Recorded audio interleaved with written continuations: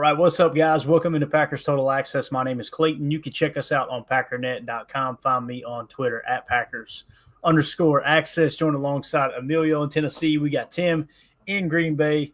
What's going on over there, Emilio? You Yeah, got Cat, man. Cat wants to know what's going on. They don't know what the they're doing. Do you understand that? Unbelievable. Well, right now we're showing decent connection. All right, we're in good shape. If you guys listen to that absolute catastrophe of a show last night, first of all, the guys did a great day holding the thing together, but there was multiple people having problems with StreamYard. Not sure what the issue was. They unrolled a new feature on everybody and automatically activated it. That didn't help matters, but it looks like we're going to be in good shape here. I mean, we've already made it in a couple minutes and no crashing. So got hold to the wrong stuff. Thank you. That was Clay last night. Exactly. Boy, I'm telling you, it was frustrating. I'm sure you guys could tell. My face just kept getting redder and redder. And this is why, just in case people are wondering, I did a little research and they said all you need is, this is StreamYard straight from their website, 5 megabytes per second upload speed. Look at you, boy, here. This is our speed test just seconds ago. They don't know what the they're doing. Do you understand that? Exactly. So, anyway, hopefully we got everything straightened out. We're going to dive into some Zack Tom contract conversation here as a tweet went out earlier today, and we will use the I'm glad you liked it, Ron. Ron said that was actually a riot last night. Ron loves laughing at our pain, right? Yeah, seriously. Exactly. Everybody was just getting a kick out of me getting aggravated is what it was. But anyway, there was a tweet that came across Twitter earlier today about Zack Tom and how much he's asking for on his contract. We'll get into that. We'll definitely dive into the Nate Hobbs Chalk Talk. And if we have time, we'll do the LVN Chalk Talk as well. But again, guys, in the offseason, we don't want to try to stretch it into a double episode. There's no reason for that. We'll kind of hit everything rapid fire and roll right through. Is there anything you guys heard today, want to talk about, anything on the forefront of your mind as we sit here on June 25th? Closing in on training camp pretty quick, boys. Zack Tom on my mind. Yeah. He wants north of $25 million. I say cut the check. Cut it. You get that money laying around. Pay that man his monies, man. Exactly. Mm-hmm. Hey, Emilio, I got the package in the mail today, man. The shareholder meeting package hit the mail today, so we opened that. Now, how the hell do I live in Green Bay? I haven't gotten mine yet. You guys are in Tennessee. You already got yours. I know it, man. I was looking on there, and I didn't see that, you go through and you vote, right? You scan a little QR and got everything you vote on, and I'm like, man, I don't see where they're asking me about Zack Tom's contract. This is weird. They don't know what the they're doing. Do you understand that? Exactly. We're going to wear that one out, dude. Yeah. All right. Anyway, Emilio, you got anything? You listen to anything productive today? Yeah. Dove into some pods, but man, it's kind of all baseline. Listen to the PFF pod. They were kind of just talking about, going through the teams. Who do you expect most to turn it up for the team or whatever? What it's going to bring? Their progress. Bears was Ben Johnson. And kind of leaning on him and what Caleb can do based on what Ben Johnson can do, building the O-line and building it around him. Detroit, you're ready to go. Exactly. Detroit was one. We need Aiden Hutchinson back. They need that pass rush. Kind of just the basic stuff for the Packers. It was Matthew Golden, being excited and expecting a lot out of him, being able to stretch the field, open up underneath, kind of everything we really hit on. A lot of rinse and repeat, this time of year. But there was a move the sticks when they kind of got into some stuff that maybe we can dive into tomorrow. I kind of need to re-listen to it. Honestly, thought I was gonna keel over, right? Like Clay, a couple gallons of water later today. Well, I tell you, it got pretty rough on your boy out there today. I ain't gonna lie, and I take pride in not showing weakness, especially out there. There's nothing better than having customers come up to you in the middle of the summer and be like, I don't know how you boys do it. It ain't that bad. It ain't that bad. They said it a couple of times this week, and I went, yeah, we're trying to drink some water. Yeah, you got a cold water for me? I'm going to pass out over here. Just turn the hose on and spray you as soon as you get on property. I told the guys I got a little groggy on the mower today, man. We were on about our 13th yard, and I got a little groggy. He's like, man, I'm sleepy. Then all of a sudden, my ass started getting a little lower to the ground, and I started kind of bad posture on the walk behind. I'm like, yeah, I think I'm about to pass out. Let me get over here and grab a drink real quick. So, not that kind of drink either, you knuckleheads. So you can't be out there on the sauce in the sun, can you, Emilio? No.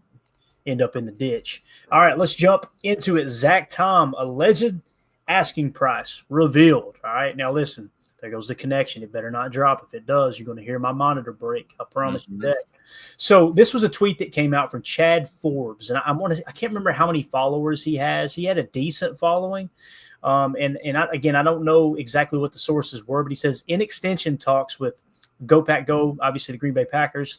Zack Tom is asking for over $25 million per season per sources. All right. So I want to ask everybody in here in the chat, let us know. Let's keep it a good, nice, easy number at $25 million. Would you be willing to pay Zack Tom $25 million average annual value? And now I'm going to talk about what I think that number is coming out of the gate, and then we'll break down his fair market value, all that stuff. Let's go around the horn with it once.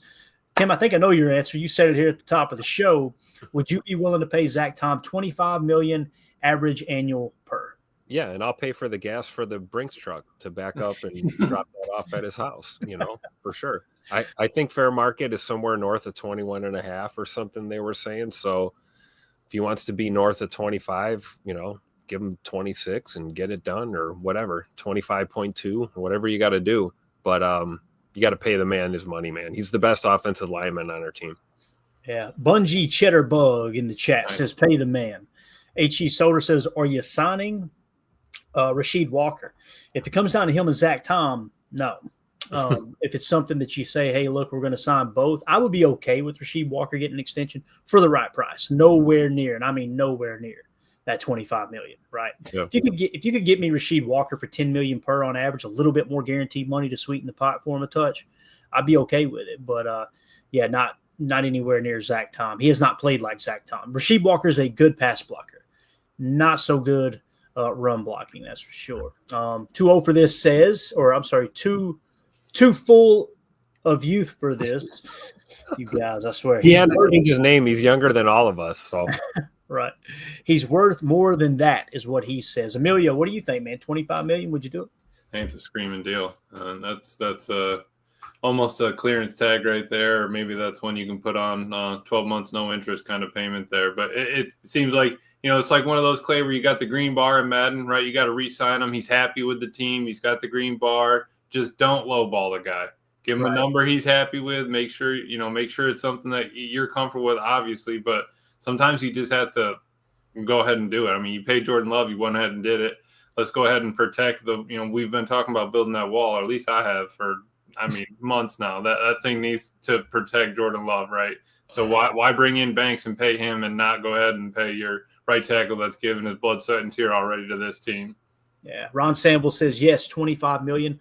What about guarantees? For me, the guaranteed number, the closer you can get to 30 on the guaranteed, that's a screaming deal right there. Screaming deal.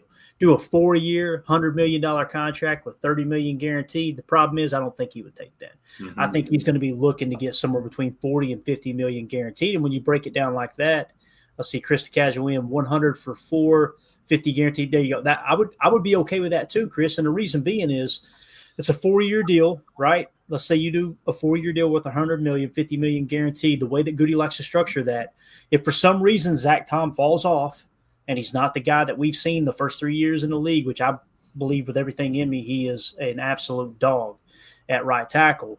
If that's the case, then after year 2, you're going to be able to get enough of that money back. You're going to be eating a dead cat, but you're going to come out in the black there, right? So I could be on board with that as well. I don't think that's a bad number that he just mentioned. Let's see here. What else we got in the chat? Ed Madden, if he asked for 25, give it to him. And you see, this is what I want to get into, Ed. I'm glad you said that, man. The fact that you've got to look into, okay, first of all, Chad Forbes, let's pretend, all right, let's assume that he knows what the heck he's talking about. There's one of two camps that this information got into Chad Forbes' hands from, either the Green Bay Packers or Zack Tom's agent. Yep. Right? And if you want to know Zack Tom's agent, it's this guy right here. I don't know if I trust this guy. This is Michael Hoffman with Slam, okay? He represents – and that looks like a dude who gets guys paid for a living, man. Look at that guy. That looks like a dude that Goody would just eat his lunch. Paying everyone but his barber, right? Damn, coming in hot tonight. So anyway, if that is the case, who do you guys think leaked that out? I don't think the Packers leaked it out. No, right? That's his camp for sure. I think it's his camp. Maybe they're not happy with – and listen, people are going to hear this. They're going to clip it and go, oh, Zack Tom's pissed off at the Packers. No, he's been to everything. I think he's the type of guy that would play on the current contract. He wouldn't hold out, me personally. But obviously we don't want to go down that route. I think it's them maybe not – if it came from their camp, which I think we'd agree it probably did, probably not happy with the speed in which things are moving. So let's just amp it up a little bit. Hey, we're asking for $25 million. When I seen that number, I immediately thought, that's fair. I don't think anybody in the chat disagrees with it either, So you do that and you put pressure on the Packers now, like, oh crap, okay, it's don't out offer there. 17 milli. It's out there. He's not trying to become the highest paid tackle. That's out there in the public now, so it puts a little pressure on the Packers. Now, here's what I think is good news, guys. When they say over 25 million per, it didn't say over 26. It didn't say over 28. It didn't say over 30. It says over 25. That's the starting point. So if the Packers come back at 18 million per, 16 million per, and then they come back and say, how about 21? Boom, deal done. Right. That's typically how these negotiations work, and the guaranteed money will determine the overall value of the contract. Obviously. That's the big thing, right? The guarantee, Absolutely. I mean, and let's be honest, if Penei Sewell is worth north of whatever he is, 28 or 29 million. 28. 28? Okay, so I don't think it's unreasonable for Zack Tom to want to be north of 25. I really don't. Right. I was just going to say, just looking at some of the top five based on value, you got Penei Sewell, Tim was saying, at 28 average, Christian Darrisaw, Minnesota, 26 average, and Brian O'Neill, Minnesota, 18.5 average. There's two teams, the Broncos and Minnesota, both have two tackles paid at the top 10 for value, over the contract. Obviously, some of them aren't over 25, but the fact that you have guys getting, teams that are paying two tackles at the same time brings up that Rashid point, but also, hey, you can afford to make that payment, man. If there's somebody in the North, there's two teams in the North that are making that payment right now, we can do the same. Yeah, or like Clayton said too, right? You put it out there that you want north of 25, you'll take 21 or 22 or 20. Oh, you're wheeling and dealing. That's or even lower if most of the contract's guaranteed, right? Right. Yeah. Deadfish in the chat says, what is he making this year? Looking at his contract, here's what's crazy. He got the escalator, right? It's the 2025 proven performance escalator available, the top tier of that. So his cap hit starting when he first came in the league, 2022, $831,000, $996,000, $1.1 million, and then last year he got the escalator. If you guys don't know what that is, Romeo Dobbs qualified for it as well. It goes, I think, with playing time. There might be production attached as well, but it's in the CBA that these late round picks, if they play a certain amount of play time, then they'll get an extra little something in the pot there. His jumped to $3.5 million last year, and the reason I bring this up is Zack Tom has been a top 5 tackle, a top 5, probably a top 3 right tackle the last 2 years. And he was only 1.1 against the cap and 3.5 against the cap. 3.5 against the cap this year. I'm sorry. 2023, less than $1 million. 2024, last year, 1.1 million. So time is over, right? We've been getting him for the low for too long. He's got to get paid. Absolutely. Completely agree, Tim. So that's why I'm not gonna BS you guys. I'm a little worried that Goot's going to insult him because we've seen this in the past, right? Oh, Devontae Adams all over again?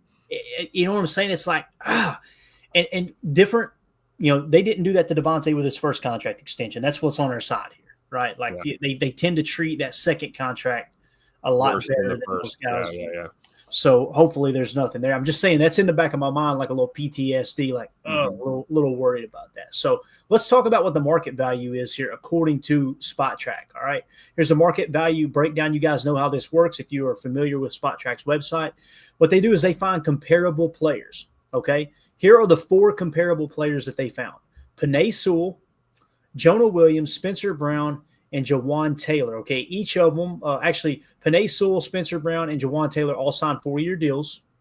Jonah Williams signed a 2-year deal. Okay, the value in terms of average annual value or average annual salary is $28 million for Penei Sewell, $15 for Jonah Williams, $18 for Spencer Brown, and $20 for Jawan Taylor, okay? And the ages in which they were signed, 23, 26, 26, and 25. What you're going to do is take all of those with the comp players and average it up, okay? So the average will be 4 years, $73.5 million, with an average salary of $20.2 million, and the average age, or the age when signed, was 25, right? So now you go to the base calculated value.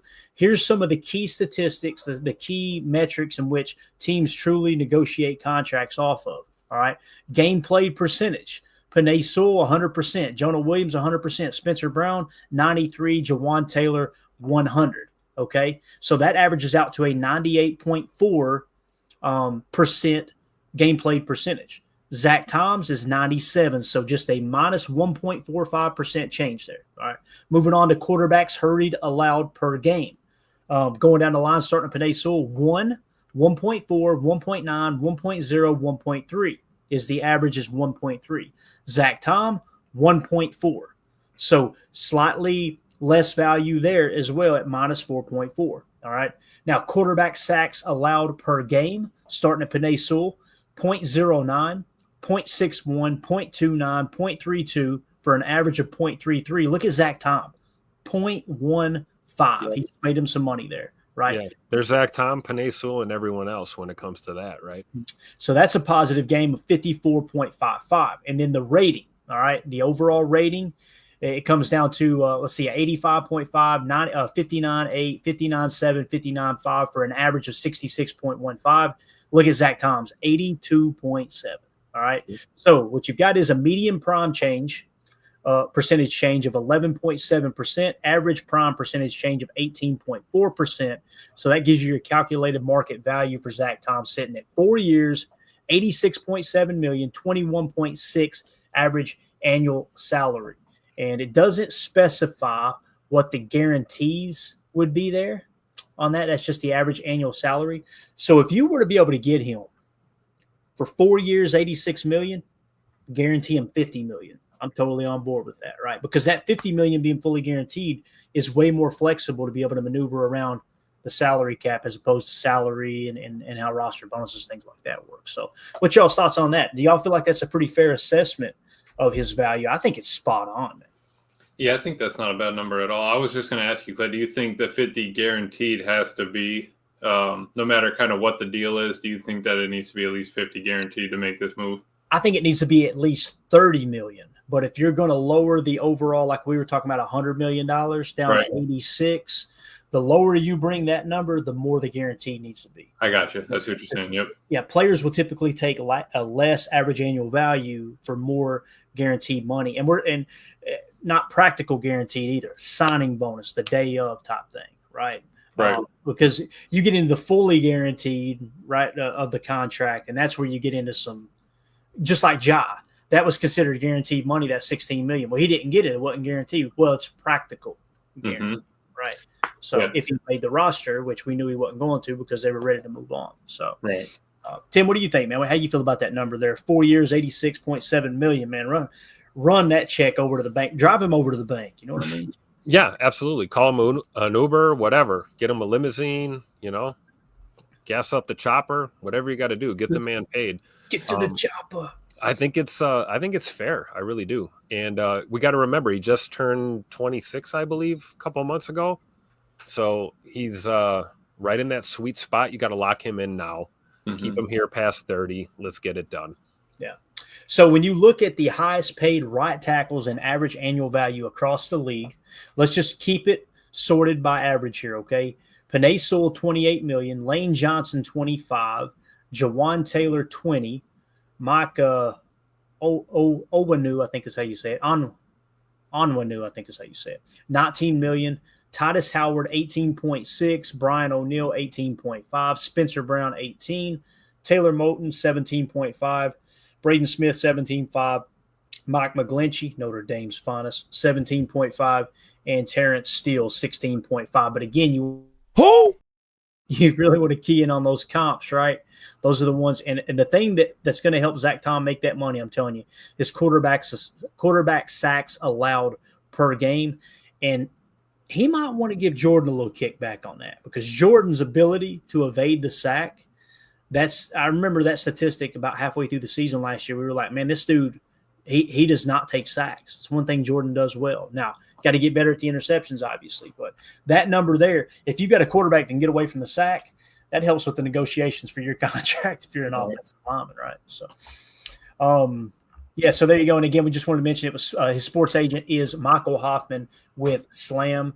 That's who represents Zack Tom. So, and that's just looking at right tackles too. That chart there, because I was looking at one with the left tackles. You have Tristan Wirfs as the highest paid at 28.12. Then you got Trent Williams 27.5, Christian Darrisaw 26. Then Lane Johnson actually at 25. He's a right tackle. So if Penei Sewell's 28 as a right tackle, Lane Johnson's 25 as a right tackle, is Zack Tom better than the next right tackle there, Jawan Taylor? Yeah, right. Yeah, I would say Zack Tom's definitely better than him, and Jawan Taylor's sitting at 20. So I think you can plop him kind of anywhere in between 20 and 28.12, and we would be extremely happy with it. Obviously, if we can keep it on the lower side of 25, we'd be ecstatic. But Goody cannot. I mean, I don't think he will, but Goody really can't just shortchange him on this one. Yeah. Let's see here. Greg Rice in the chat. Where's Jacob on a date with AFAM's mom? And AFAM's mom says, not with me. I'm home alone eating a burrito. It's just so random, but yet specific. You know what I mean? Yeah. Unbelievable. All right. Anything else on the Zack Tom contract there? I mean, I feel like AFAM's mom and Zack Tom's agent have the same barber, you know? It did kind of look like that, too. Let's get a comp here real quick. Drop it down. Let's see. Yeah, I see it. You're right. Same kind of fade, right, going on. Yeah. Yeah. He's got to work on his eyebrow game to catch up to her. All right. What kind of burrito? Y'all are off the charts tonight, guys. All right. So anything else on the Zack Tom contract? I think we covered it pretty extensively. I think this is good news that they're on their way to getting this deal done, right? H.E. Solder says Packers need either Morgan, Glover, or Banks to hit at offensive tackle this year. Go ahead, Emilio. No, did we say Glover? Did we say Travis Glover? Only reason I highlighted it, baby. Get that man a contract once he does something for us, right? And let's see how the offseason goes. But no, I get that, man. Morgan and Banks needs to hit because we paid him. Morgan needs to hit because we drafted him high. Yep. And Glover just needs to hit for my sanity. Unbelievable, man. When that playoff game happened against Philly and Glover had to come in, I was not happy, right? I wasn't happy with that. I was like, oh, man, But I did think the silver lining, Tim, was now Emilio was shut up about Travis Glover. Bro, he dug in deeper. Come on now. You can't be putting him in first in a playoff game and not have a little bit of respect for the man. Dude, that's why if he pops off this year, man, we're never going to hear the end of it. If for some reason we come out to camp and Travis Glover's a story and they end up trading Rasheed Walker and we're thinking, yeah, Jordan Morgan's going to kick the left tackle, and they throw Travis Glover out there and he's the next David Bakhtiari, you have no idea how bad I want that to happen. Just because we're going to pull the clips from 2 years in a row of Emilio just drooling over this dude. Well, because I remember somebody in the chat said Glover's not even going to make the 53. And man, if he makes the 53, we are cooking with Crisco. Yep. Chuck Jaggers in the chat says the Packers are still walking backwards from those penalties. Oh. Yeah. Clint says Glover for long snapper. There you go. That might be his role. I'll take it. All right. Y'all ready to do some chalk talk, boys? Let's do it. All right. We're going to start with Nate Hobbs here. We'll probably just do Nate Hobbs tonight, and then we'll jump into LVN tomorrow. I kind of crawfished on y'all. I said we do LVN tonight. Which would y'all rather do? I can load either up real quick. What would you guys rather do? The chat, real quick as possible. Do you want to see Nate Hobbs chalk, or do you want to see LVN? Let us know. It's LVN. A win-win for me because we're on the defensive side of the ball, so right. I don't care what we do. Everybody in the chat, let us know real quick. LVN or Hobbs? Deadfish says Hobbs. First 1 to 3. Bates says Hobbs. Wheeling, you on? Oh, it's like 3 Hobbs to me. Yep, 3 Hobbs. Deadfish, Greg Rice, and Bates. Nate Hobbs, it is, boys. Let's get into it. Now, you guys know the drill. If this is your first time here, sometimes the stream will go down when we show tape. Okay, it hasn't in a very, very, very long time. So if it does go down, just understand we are going to continue to be live on X and Rumble. Okay, so just be ready to hop over there if you want to finish watching it live. If you're watching later, we'll cut this video and we'll go ahead and throw it up as a separate video so you guys will have it. So here we go. Nate Hobbs. This was a fun one. It really was. The thing that I really wanted to find out here with the Nate Hobbs tape was, first and foremost, where did he line up? Did he truly line up in the slot all year long? And you can look at the charts and you can go through and look at the spreadsheets. Say, okay, yeah, they're showing slot. It's better to kind of get a feel for it of what they look like on tape. You know what I mean? So here we go. I'm going to have him circled every play.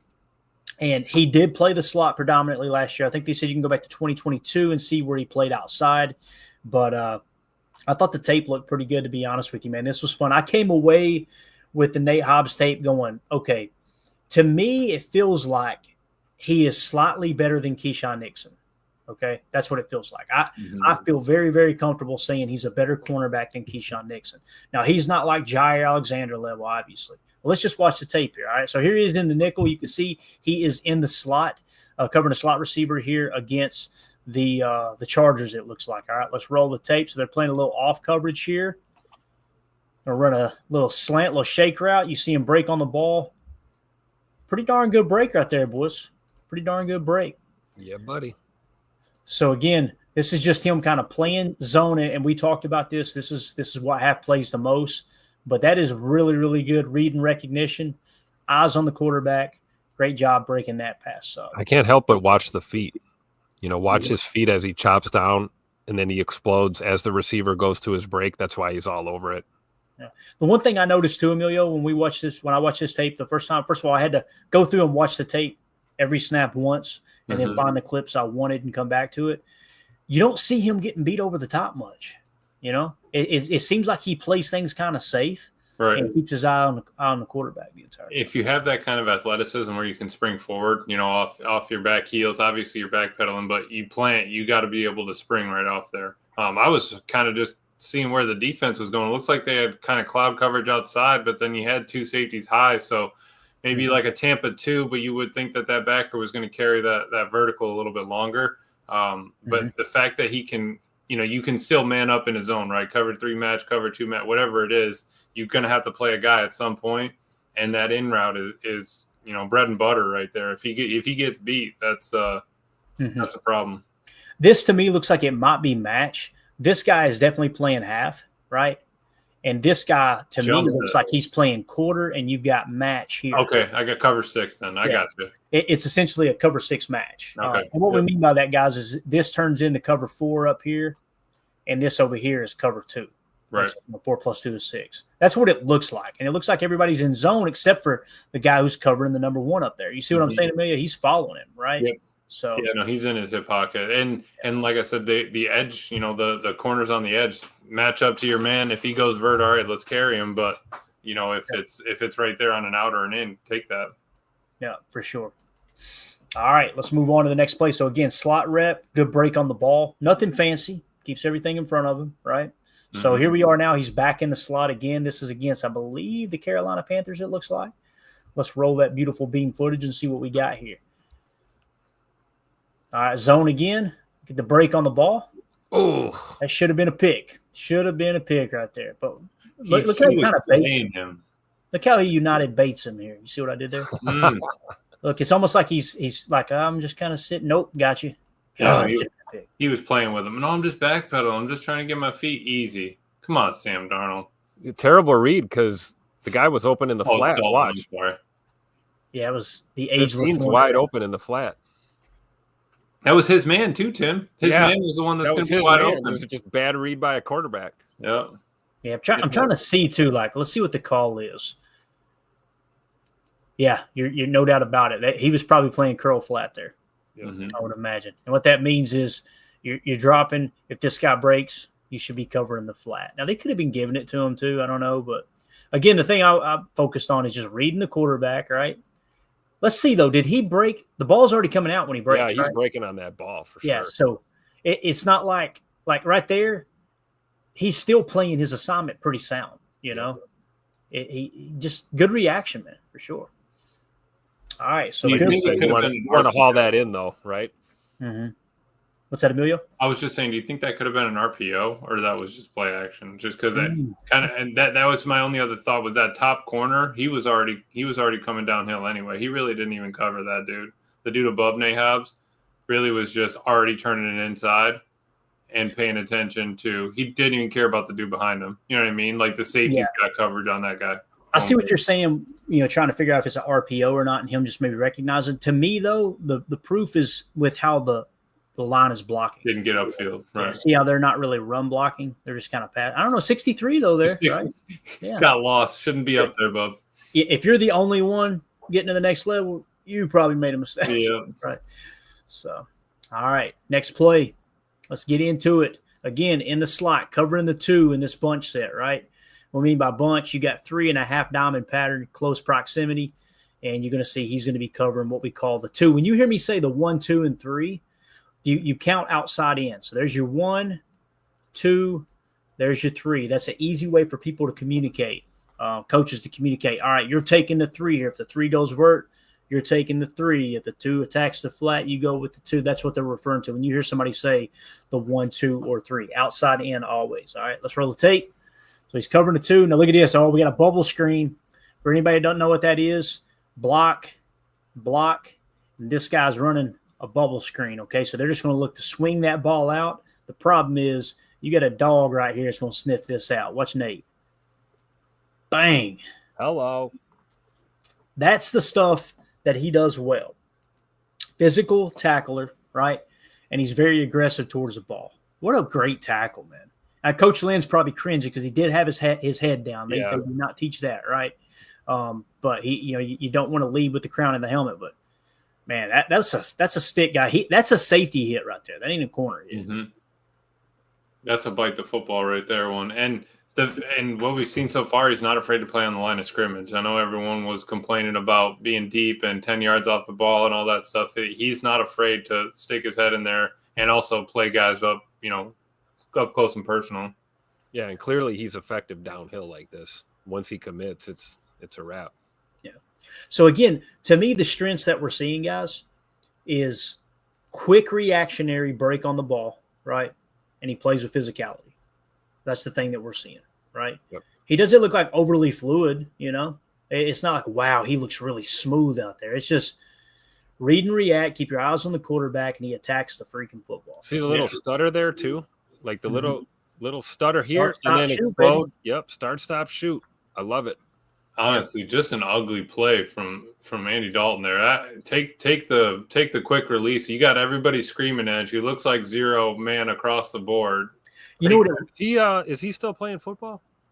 He shouldn't be working at. He got in a car accident. Didn't he bust his finger open in a car? That's why Bryce took back over. You know what we just noticed here too? Yeah. There may have been a mistake, guys.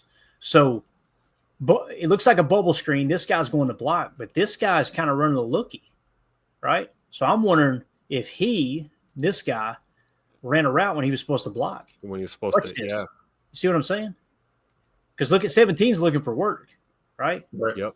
So it's almost like, when Andy Dalton comes out here and looks, he's thinking, okay, typically the way this works is block, and just the leverage you got on the bubble screen takes this guy out of the equation because he's just going to hit the sideline and get lost in those bodies, right?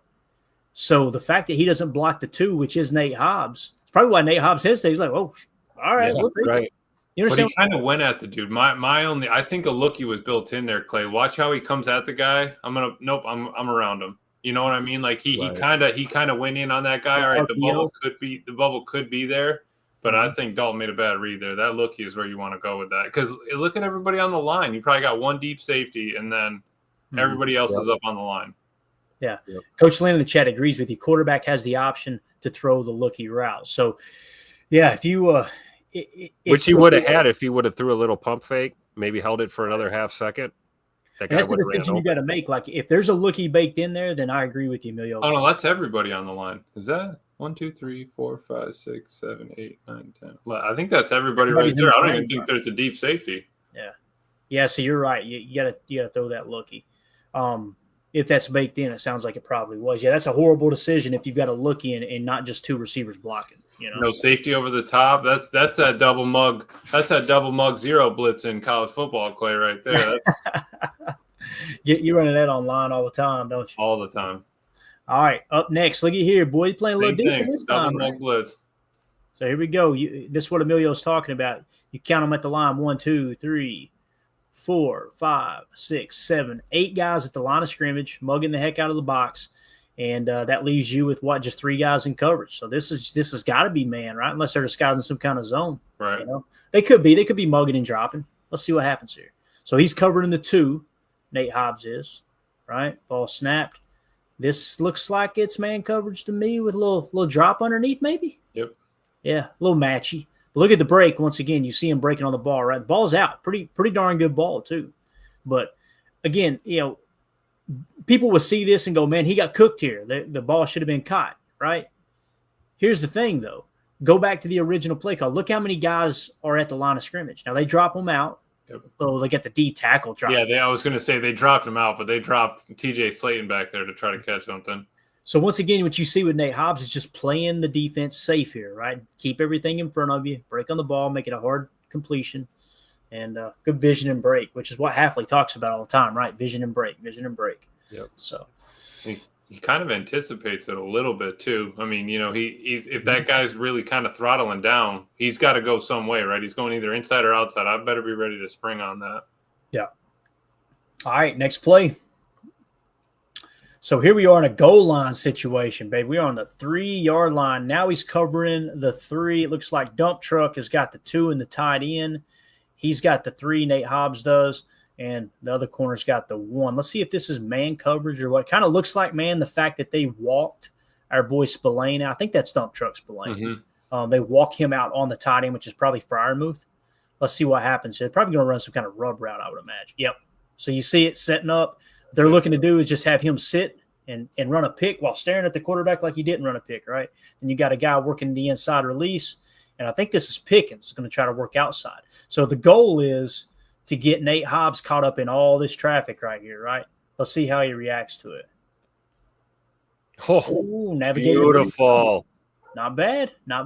Probably should have been a tutter, right? But watch Hobbs the entire time.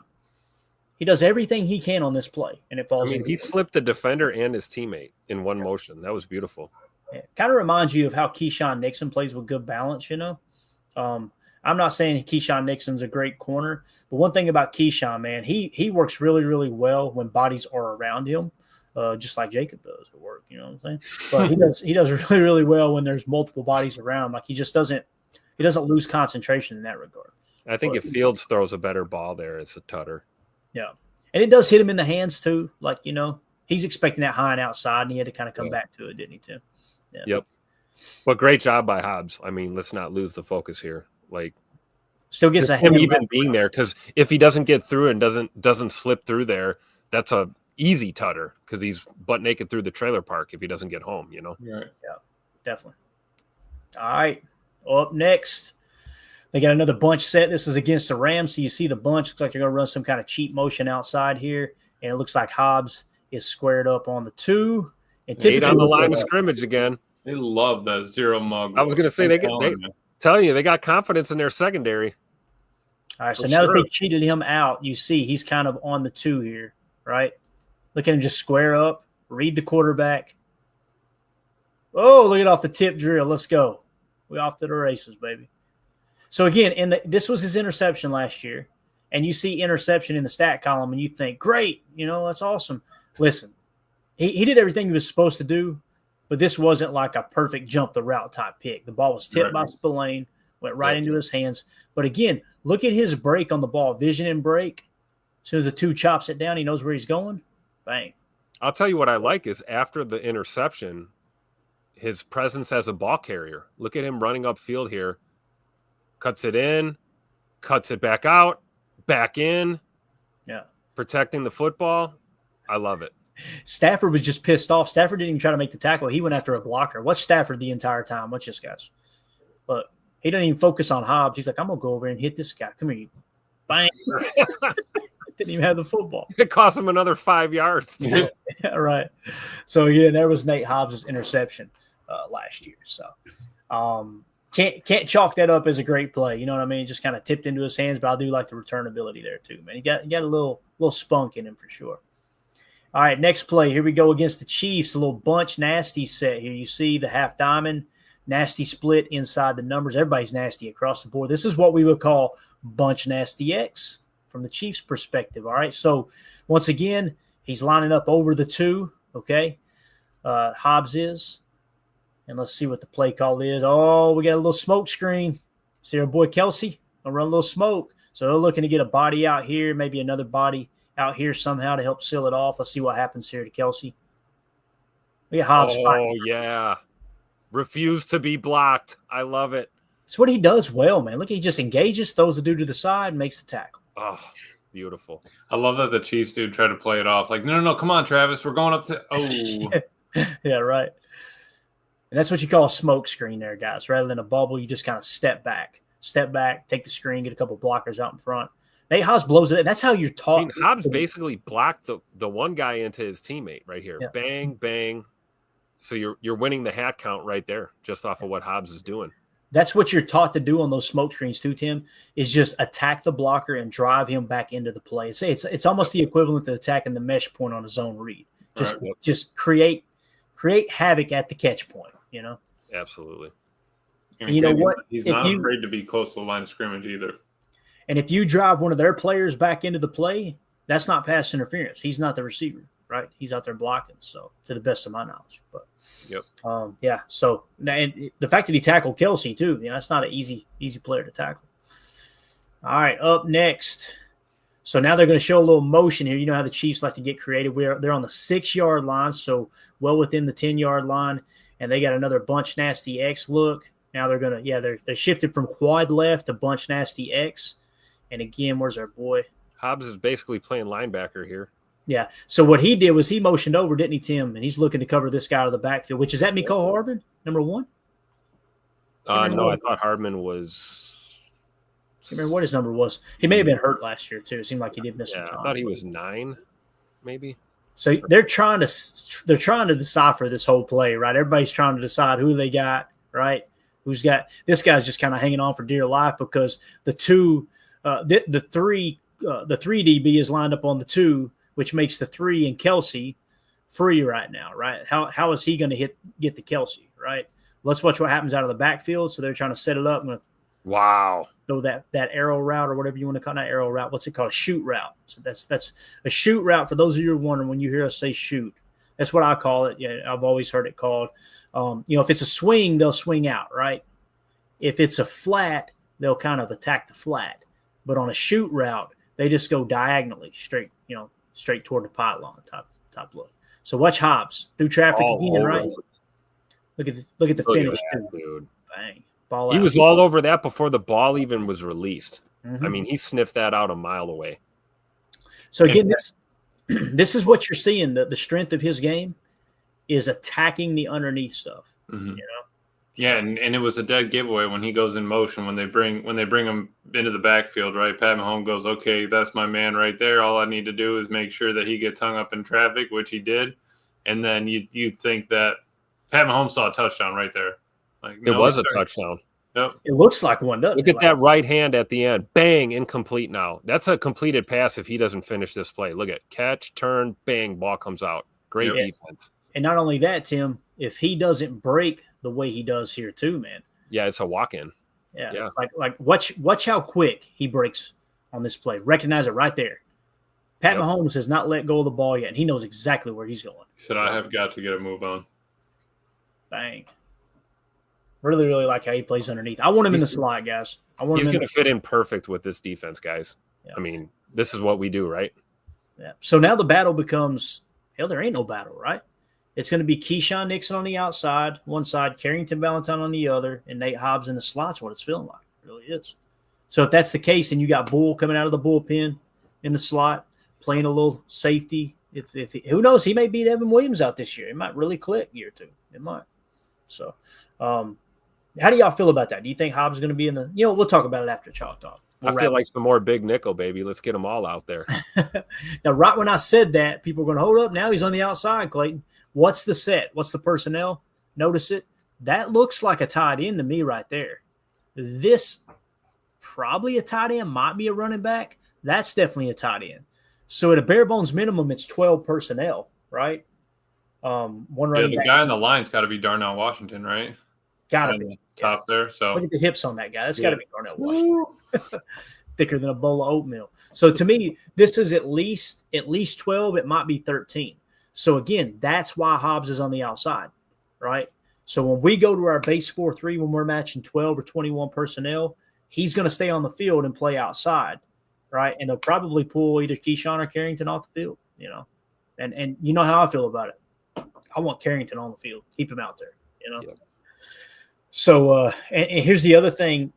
I mean, based on the money that they've paid Hobbs, he's going to be on the field for nickel and base, right? There's no doubt about that. The question is, who comes off for base defense, our base 4-3? Is it going to be Carrington or is it going to be Keyshawn? That's going to be the question. Let's see what happens here on this. So he's covering the 1, right? So it's a run. Okay, all right. Now we're getting into a couple of run stops. All right, let me set this up for you guys because it's going to be fun, man. So again, they're in a run personnel, right? Run heavy personnel with a 12 or a 13 look, depending on the personnel that they got on the field. So watch Hobbs play this run. All right. Get him get in here. Patient. Bang. He finishes. I'm telling you, dude. Yeah, but get that head up, Nate. Keep that head up. Yeah. Watch the Steelers strap on his helmet bounce back right here. See his head? Like Hobbs laid the wood right there. Watch the Steelers helmet. Yeah. Coming from 10 yards back, nonetheless, too. Yeah. But you see how he's still patient? Like, it'd be real easy just to try to attack the inside. He knows I got to contain outside. I'm kind of the last level of defense. So you're playing corner, but it's almost like safety, you know? Right. So. Oof. I don't know that. I love it, but that looks awfully similar to Nick Collins' last play he ever played type of hit here. Keep that crown of that helmet up. Yeah. All right, next play. So now we're back against the LA Rams. Looks like he's lined up on the 2. It's going to be a running play to Kyron Williams in the middle. Look at him attack. He played that like a linebacker, boys. He just didn't even care about the dude coming at him to block him. Nope, I'm going right. Sorry, bud. Yeah, poor Tutu Atwell, right? He didn't know what to do. He's like, my guys, watch out. That's one of those watch out blocks. But look at him get in there, boys. Love it. Kyron Williams had a good – I'm pretty sure it was Kyron Williams. He had a pretty good year last year too. All right, here we go again. Look at him attack the run. Bang. He's like, dude, I've seen that motion before in film. Yep. So he's covering the 2. They motion over, no hesitation. Let's just attack the football. So I'll tell you this, man. Our run defense is going to be – it's definitely not going to be worse than it was last year where we were the second best run defense in the league. It's not going to be worse than it was last year with the Nate Hobbs signing. It could get worse, but it's not going to be because of him, man. Right. One of his strengths is definitely his physicality. He plays the cornerback position like safety. Really does.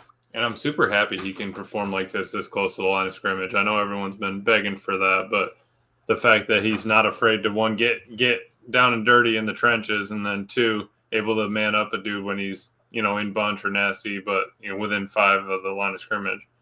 Yeah. So, again, who was it said in there? He avoids Ed Madden said he avoids blocks well. He really does, man. Again, that's kind of that fearlessness, right? Like just navigating through big bodies, So there you go. That's Nate Hobbs Chalk Talk. I thought it was fun, man. Again, you don't see him giving up big plays very often. His passer rating when targeted, I think, was 71 according to NFL Pro. Gave up what was it he gave up? Was it 1 touchdown? I can't remember now. I think he might not have given up any touchdowns, but really, really good passer rating when targeted. I'm not sold on him being an outside corner in the nickel. I think he fits the slot in our nickel 4-2-5, and then play him outside in the base type thing. But let me ask you guys that as we get ready to wrap up. What's your take on that? Where do you think Nate Hobbs fits in the best? How would you like to play him? Start with you, Emilio. Where do you want him lining up at? Do you think there's a chance he plays outside in the nickel or no? I would say at this moment, no, just because I'm hoping Carrington is that kind of guy. I think that he's made a name for himself, but I think that it could be a rotation. Yeah, Keyshawn got a lot of reps last year, but if they like Hobbs, if they can kind of move those guys around, I think Hobbs coming in from the slot to go outside, he can handle that two-way go. Where Keyshawn kind of got hung up on some of those two ways. I think that they're going to kind of want him in that slot, especially, that they wouldn't be afraid to have him in running and passing situations based off what we just saw. Yeah. What about you, Tim? I agree. I think Keyshawn should stay on the boundary. And if we're going to have a rotation, it should be Bullard and Hobbs in the slot for sure. Got it. Ed Madden says CV boundary, Hobbs slot, Nixon outside. Yep. I like it. So he's saying Nixon field side, Hobbs in the slot, and CV on the short side of the field. Yeah, that's kind of where I'm at too, man. And thank you, Gangster Goody, for the free agent acquisition. We appreciate your service. Thank you. Yeah. Again, I don't expect him to be like a number one corner. I don't. But for the price, and we talked about that, it's really a 2-year deal is what it is. And based on the prices across the league, I think it's a pretty damn good deal on him for sure. So it's going to be fun, man. It's going to be fun to see how he plays. And you feel a lot better about the fact that, Bullard played his best football last year in the slot, right? He played way better in the slot than he did safety. It's just based off of my, me watching the tape. You feel really, really good knowing that Bullard is now the backup slot. If you do get banged up, you're in a spot where, like, let's say Carrington gets injured, right? Okay, Nate, we're going to have to play you outside. Bring Bullard into the slot, So, or we talked about Bullard kind of struggling a little bit at safety with the coverage. If we had an issue with an injury at safety, we could always kick Hobbs back there, put Bullard in the slot. Hobbs has played the safety position before. So there's that versatility factor. Right. Yeah. United Base says, Greg, cross your fingers. I'm going to gift some memberships, and bang, he did it. Gifted 10 Packer Fan Total Access memberships. Guys, I told you the other day, I had some people asking, hey, can we get back in on the giveaways? Because they don't contribute on Patreon. They're contributing on YouTube. We're going to get back to doing that. So listen, you want to give people what they want. And when you got multiple listeners, multiple viewers saying, hey, can we get back in on the giveaways? We did that. I've explained it 5,000 times, and I know some people are going, please don't explain it again, but there might be someone new in here. When we do the giveaways, anybody who's a member of the Patreon group, we put your name on a wheel, we spin it, and give away memorabilia. This week, we're going to be giving away an autographed Kingsley Enagbare card this weekend, okay? A rookie card. In the past, we would include people who were members here on YouTube. You can just hit the join tab, and you can become a member here on YouTube. You get access to custom PTA emojis, things like that. But it also got you entered into the contest. We pulled away from that because the channel got demonetized for a short bit, and everybody just lost their memberships. And I felt really bad about it. I'm like, man, that's crap. So let's create somewhere where that doesn't happen again, and everybody will, that's what Patreon's for. So I will always say, if you can choose Patreon over being a YouTube member here in the channel. But the YouTube members, we're going to start including you guys back in the giveaways again. Okay, So we'll go back to doing that. So, Bates, thank you so much for doing that, buddy. And Clint, the armchair quarterback, also gifted 10 right behind that. Oh, nice. Let me throw that up there. Appreciate you, Clint. You are the man, dude. 10 memberships. Thank you so much, bud. All right, boys. Anything else y'all want to hit on before we wrap up? And this was fun. And we'll get into LVN Chalk Talk tomorrow, and I'm sure we'll have some other topics as well. Anything else? I'm excited to see Hobbs. Right, Tim? Excited to see Hobbs get out there. And like I said, I kind of want to see if Hafley's going to rotate him a little bit more than we think. I don't know if Nixon's always going to be on for all 12, 1,500 snaps we have. I don't think Key's going to be on for all 15. I think that it's going to be a little bit of a team effort. Like Clay was talking earlier, maybe we do bounce him outside if we're in base. Really just kind of depends on what we're thinking, what we're feeling. I would fully expect to see those kind of looks at camp and then going into preseason for sure. And having a guy like Nate Hobbs and the versatility factor will allow Hafley to work in Kalen King, work in some of these younger corners into the mix and see what we have going into week 1. So I would expect, camp and preseason games, we should see a heavy dose of rotation for sure. Yeah. This chat, man. Greg Rice, Mom, are you full of burritos? Hey, fam's mom, not after that trip to the bathroom. Phew. I love how everybody just calls her mom now. This is so awful.